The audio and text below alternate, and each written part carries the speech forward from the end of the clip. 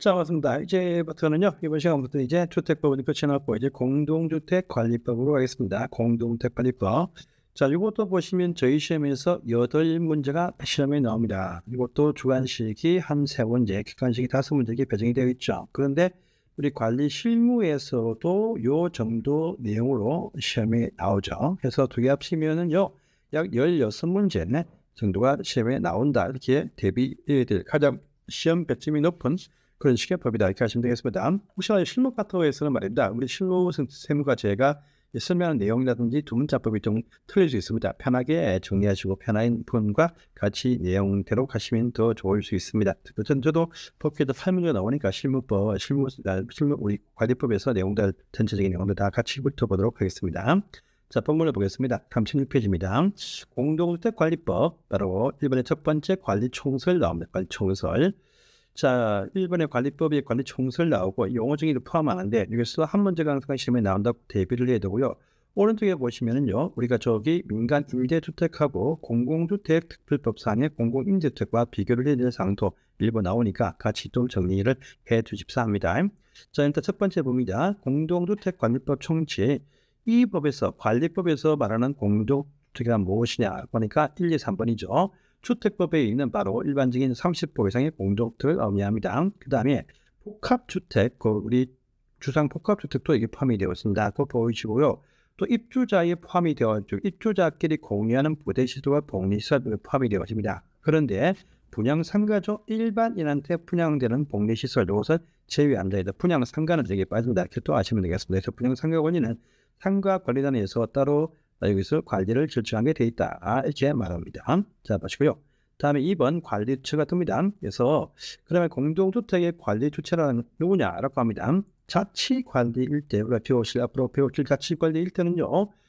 입주자 대표회의가 아닙니다. 대표회의에서 소장을 선임을 하고 자치기구 구성을 하지만 그렇지만 관리 주체는 누구냐? 주택관리사무소장이 선임되어진 주택관리사무소장이 자치관리에서의 관리처고 입주자 대표회의 회장 또는 대표회의가 아닙니다.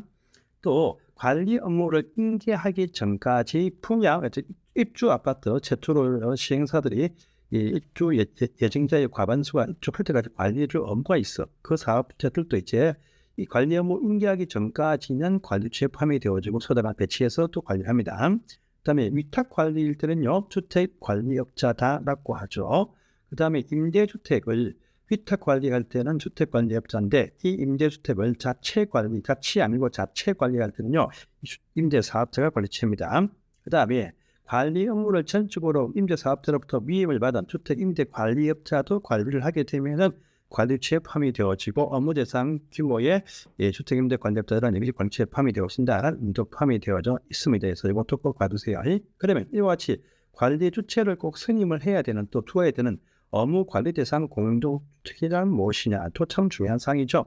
여기서 첫 번째 300세대 이상이면 다 이게 포함이 되어 있습니다. 세대금 이게 엘리베이터 있든 어떤 관계없이.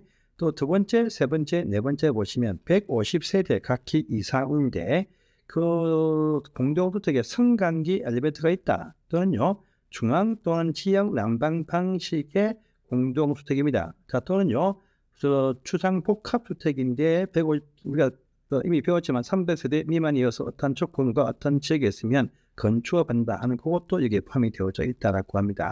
그래서 여기서 잘 보시면요, 150세대 이상이면서 300세대가 안 되는 개별 난방 방식, 승강기도 없는 5층짜리 이하는 또 여기 포함이 안 되겠죠. 그래서 넷 중에 하나 걸리면 다 업무 대상이고 4개 다 동시에 안 걸리면 비업무다 이렇게 하시면 되겠습니다. 또 5번 보시면 비업무 대상 주택입니다. 규모가 작거나 아까 말했듯이 300세대 미만에서 150 이상이지만 5개층짜리 이하 엘리베이터가 없는 개별 난방 등일 때 보시면 전체 입주자 등의 3분의 2 이상을도 관리하자라고 동의해서 결정이 딱 되어지고 정한 딱 되어지만 이 경우도 이제 거기 규모와 관계없이 업무 대상이 된다라는 부분도 보시기 바랍니다.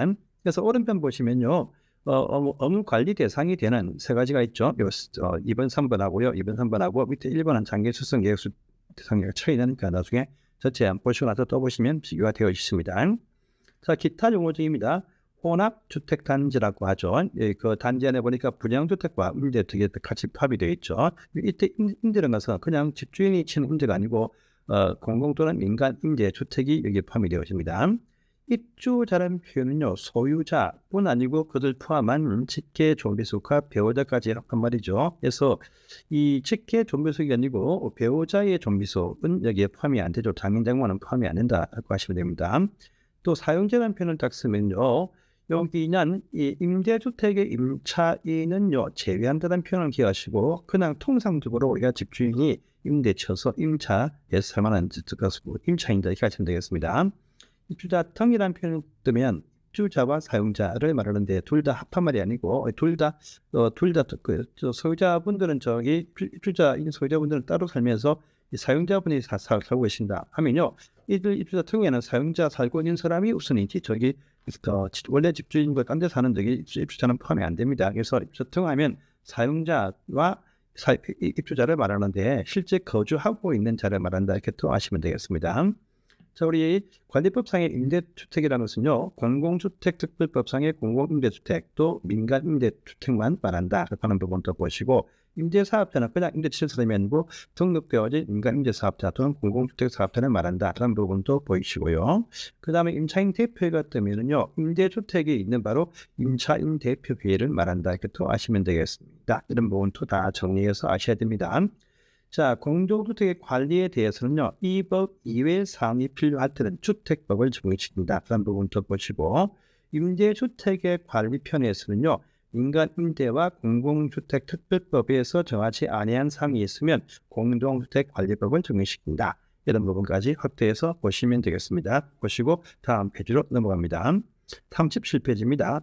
공동주택의 관리 방법이 등장을 합니다. 자, 우리 입주자 등이죠. 업무 관리 대상 공동주택, 즉 300세대 150톤 이상 좋습니다. 업무 대상 업무 관리 대상 공동주택이면은요, 입주자 등은 자치 관리로 결정하거나 위탁 관리로 결정을 하여야 합니다.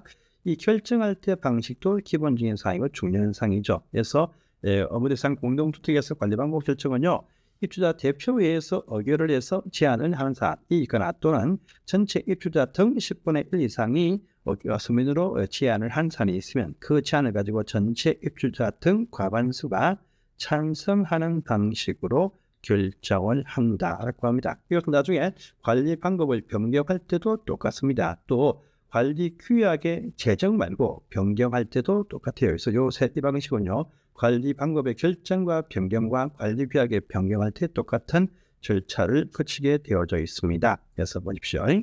자, 또 2번 보시면 사업자에 의한 관리가 딱 뜨죠. 자, 일단은요, 업무 대상 주택을 건설하면 사업자는요, 입주 예정자가 과반수가 입주해서 직접 관리를 입주할 때까지 직접 관리하거나 또는요, 관리를 해야 된다. 그렇죠. 그래서 관리하고 인수하기 전까지의 사업 주체도 권리에 포함이 된다고 했습니다. 또 이 관리를 위해서는요, 미리 사전에 관리 계약을 맺습니다. 관리 계약을 맺고 이 관리 계약에 의해서 관리하면서 또 입주는 안 했지만 사용 검사 받고 난 이후부터는요, 비용이 발생합니다. 공용 부분에 관한 각종 어떤 관리비 또 인건비도 발생합니다. 해서 입주 예정자들한테 이 관리 계약에 근거해서 관리비 예치금은 징수를 할 수 있다. 해서 이 관리비 예치금은 나중에 인계가 되어지면 그 새롭게 구성되어진 주체한테 다 인계를 해주게 됩니다. 나중에 소유자에게 받는 관리비 예치금, 그것은 그 집주인이 소유권을 상실했다, 집을 팔고 이사갈 때 청산해서 반환해 주는데, 일단 이것은 입주 예정자한테 미리 받은 관리비 예치금, 이것은 주체한테 인계를 해줍니다.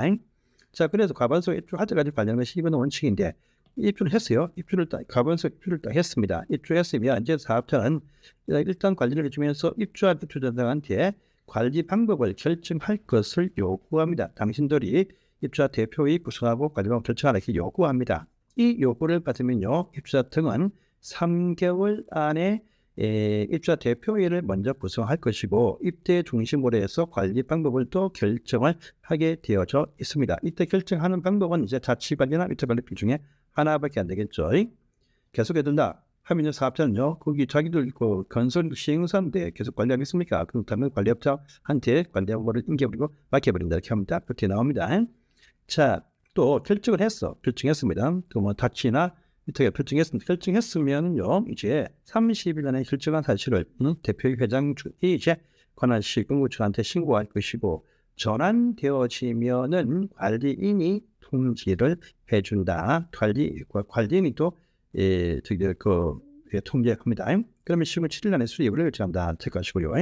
자, 그런데 여기 보시면 이 사업자는 이렇게 통지했는데 불구하고도 대표회의로부터 그 요구한 날부터 3개월 딱 되어도 관리 방법 결정을 하지 않습니다. 3개월 되어도 또 결정한 것이 자치 관리한다고 결정해서 통보가 왔는데 그 최초 요구한로부터 6개월 되어도 자치 관리 기구 구성을 하지 않는다라고 할 때는요 주택관리업자를 임의로 선정해서 그 업자한테 1개월 안에 관련물 인계를 해버린다라고 이렇게 얘기되어 있습니다.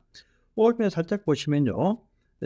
사업 주체가 징수하는 이 관리비 예치금은요, 관리 인계, 관리자한테 인계를 해준다 되어 있죠, 되어 있습니다. 이런 부분 보시고요. 또 밑에 보시면 관리 주체가 소유자한테 징수하는 관리비 예치금은 나중에 소유자가 소유권을 상위시를 냈다, 집을 팔았다, 그러면 정탄하고 발언해준다. 두 개 전체 이어서 쫙 보십시오.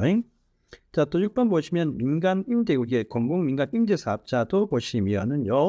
이제 민간 임대는 보시면 양도 다음에 배우십니다. 공공일 때는 분양주간 딱 되어지면요.